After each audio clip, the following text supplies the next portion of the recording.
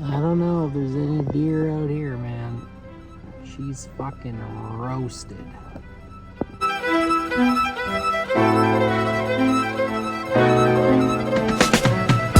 So you spent all season looking for the elusive buck, the buck that evades you. You try high, low, stock mountains, find deer, no luck. Eventually, you're onto him. You press on through the lows, keeping your head held high, hoping that you might turn him up. The mental hardships of hunting the mountains consumes you. Eventually, you find a buck, but it's not the right one. Through this, you press on, running into trials and tribulations that eventually you overcome. Soon enough, you're back at it, finding deer, but more problems. You work through these as well. Seems to be how every season goes. Eventually, this grind pays off, and one day, magically through the fog, we found him. You found your trophy. Now all that's left to do is to bring him home. Cut him up on the side of the mountain, put him in your backpack, and bring him home to share around the table. You have your meat for the year, but the question now remains, what do you do with all of it? He's up.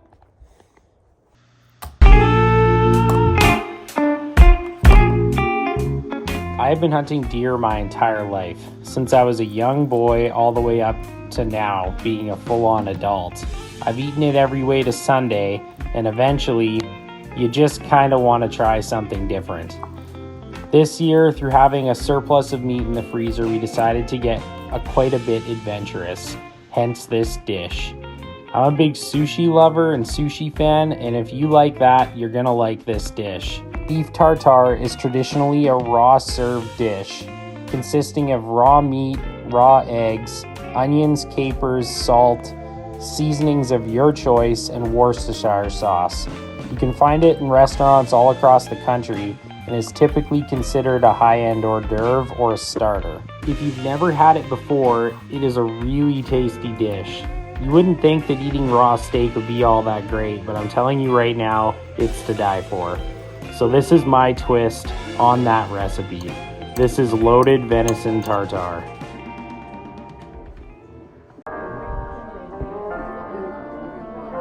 As you had just watched me cut up a backstrap, or in most common terms, a loin. All you have to do is slice it into thin strips.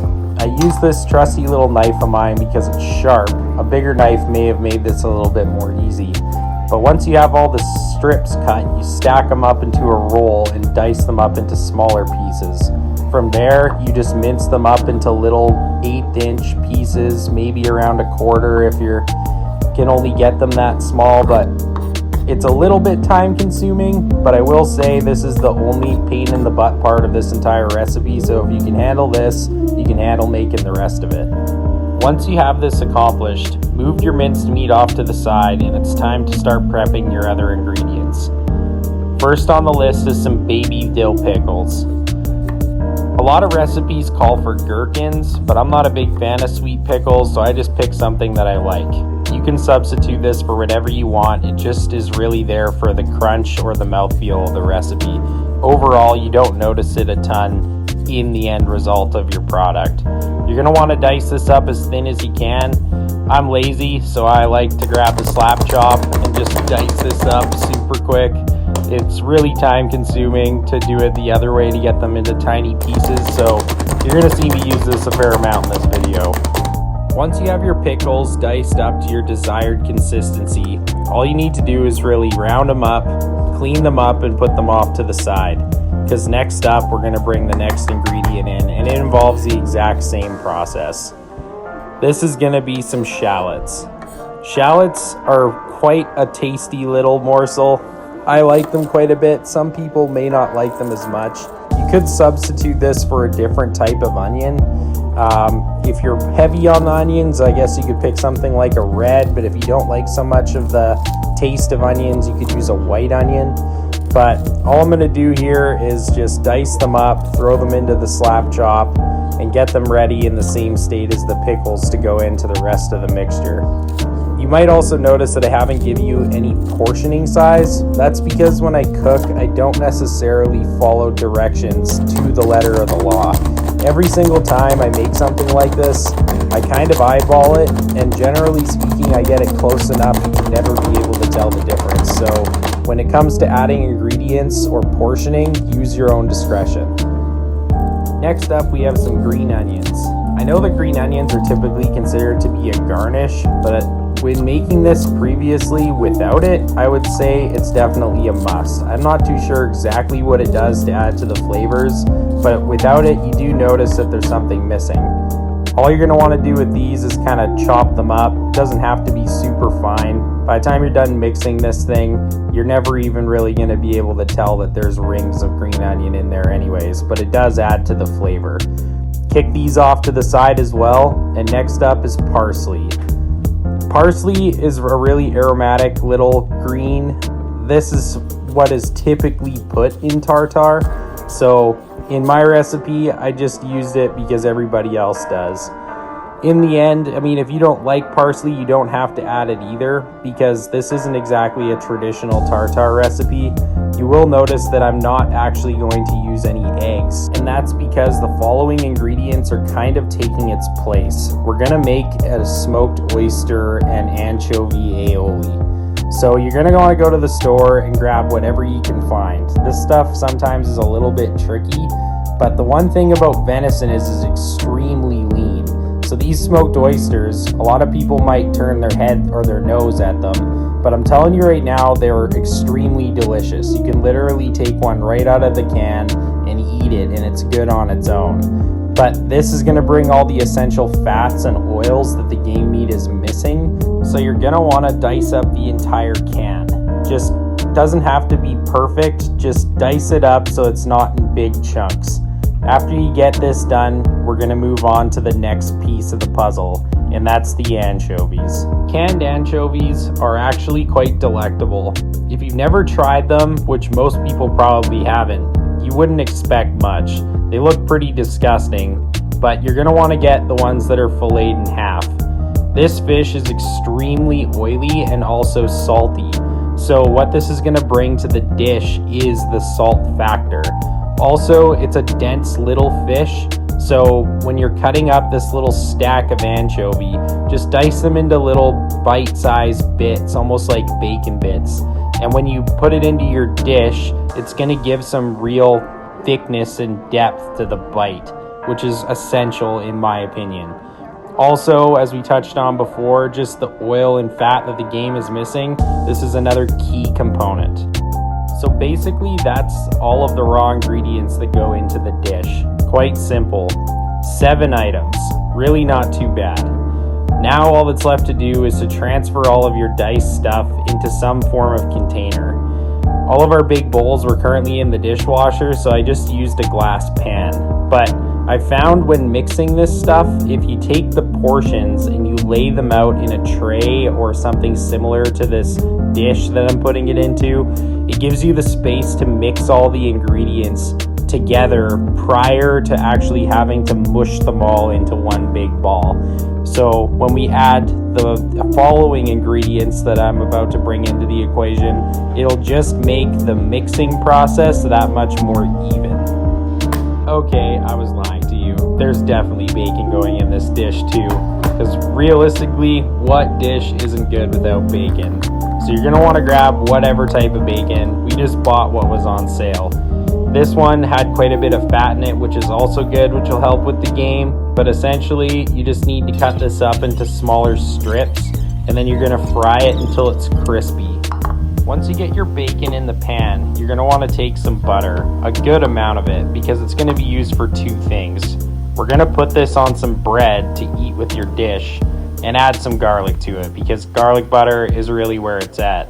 I'm using minced stuff in a jar just because it's simple and easy and fast. I don't have to do any cutting. But now you're going to want to melt this in your microwave.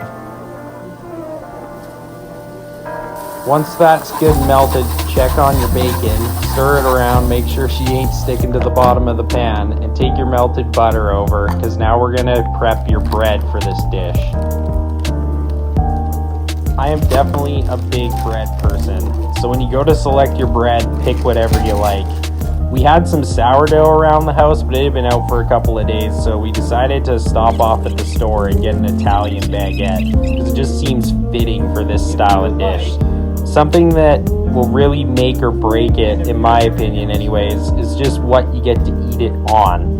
You're going to want to take your garlic butter and spread this over all of the pieces of your cut up loaf. And after this, we're going to get to mixing up our main dish. So returning back to our main ingredients in the pan, what are we going to do with these? Well, that second use for the butter, we're going to dump that onto our chopped up ocean delicacies, because we're going to make some garlic bacon aioli. Well, in a sense. So we need to go grab our bacon, and also this would be a great time to preheat your oven. Turn it on broil on low so we can deal with the baguette after. Grab your bacon, strain it out on some paper towel. Once you have this done, you're going to want to throw it in the pan. But first we need to add some mayonnaise. Aioli is essentially just oil, garlic, butter, lemon, all mixed together with some egg yolk. But that's essentially what mayonnaise is, so we're going to throw that in to make our aioli. And for the main dish, we need mustard. There's many different types of mustard. This is stone ground mustard. Now we'll get to mixing up our poor man's aioli. I know I probably could have thrown some lemon zest in this to make it a true aioli, but realistically all we're looking for is to use this as a binder for the entire dish. It's going to give the creamy factor that you would get from the egg, just in the form of mayonnaise. Once you have this fully combined, it's time to start combining the rest of your ingredients. Like I said before, I don't really measure or portion anything, so your own discretion is going to be the key factor in this. Stone ground mustard is basically just a whole ton of mustard in their own oil, so I'm adding a diced bit of regular mustard to mix it all together and combine it well. You're going to want to toss this around until it all looks like a big paste with all of your leafy greens. After this, we're going to mix the entire dish. There's really no right or wrong way to do this. All you have to do now is take your aioli with all of your little fish and your stack of minced meat with all of your greens and mustard, and toss it around in your bowl until it becomes well combined. You do want to make sure that all of the meat is completely coated, otherwise it won't stick together at the end on your plate. So be thorough in your mixing. This is an important part. This is why I said use your own discretion with the mustard or mayo that you add, because if you don't use enough, you won't have anything to use as a binder to keep this all sticking together at the end, because it's going to be a dip and eat style dish. In the end, if you have something that looks remotely like this, you're on the right track. It should stick together when you push it. So as long as it looks like that, you're good. This is where the bacon comes in. Now you're going to want to take all your nicely diced up bits of fried bacon and mix those in as well. This adds a crunch to the dish in the end, more so than anything else. And also, bringing back to the same theme as the rest of this, we're adding a lot of fats into this dish, because this is a pound of lean, raw venison. So without all of this, it might not be quite as good. Once you have all of that mix, it's time to put your baguette into the oven. It's preheated now, so we can quickly throw all of these in here and just let them do their thing. While you have your baguettes in the oven, it's time to think about plating. This is where a coffee cup is going to come in handy. So you're going to want to take a great big dollop of whatever you have, however much you plan on eating that is, onto a tray. Form it into somewhat of a ball and then encapsulate it in your coffee cup and give it a shake. This will round off all the edges and make it presentable. Pat down the tops, and just like that, you're a master chef. If you're serving for other people, clean up the edges and it looks like you're a pro at what you're doing, or at least better than what you could have done. Take some crackers as a substitute for your bread and add them to your tray. Any type of cracker will realistically do, because this stuff is good on pretty much everything. The baguettes won't take very long in the oven, so now that we have those nice and toasted up with our garlic butter, it's time to add those to our tray as well. We're at the home stretch now, and it's just about time to sit down and enjoy this amazing dish.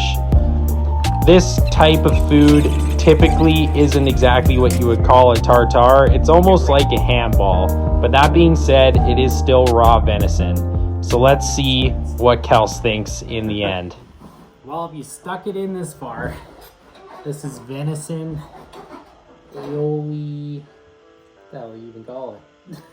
It's venison tartare. It's venison Aoli tartare though, but cheater Aoli. Regardless, it's venison tartare, and we always have so much meat around from hunting and stuff, so we figured we'd try something that we like, but with venison. I already take a few bites of this. It's really good. Kels hasn't really tried it yet, so why don't you do the honors and let me know if I made something that's palatable. I'm sure it's great. Little apprehension. That was an apprehension. I don't know, I think it's good. Take a big old glob.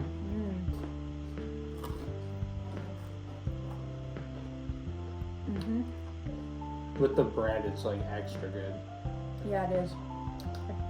I used that maybe a bit too much mustard. A little too much mustard. Luckily, we like mustard, so if you make this for yourself, maybe tone back the cracked mustard or whatever it was you bought.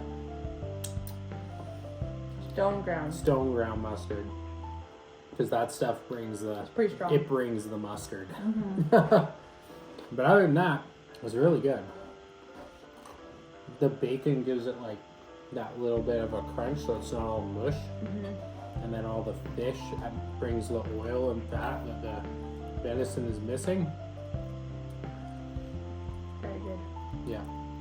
Good job. Thanks. Anyways, hopefully you guys enjoyed that one, and thanks for watching this video. We'll catch you in the next one. Cheers. Cheers. Thanks so much for tuning into this one, you guys. And if you like this dish and try it for yourself, let me know what you think of it in the comments. Enjoy.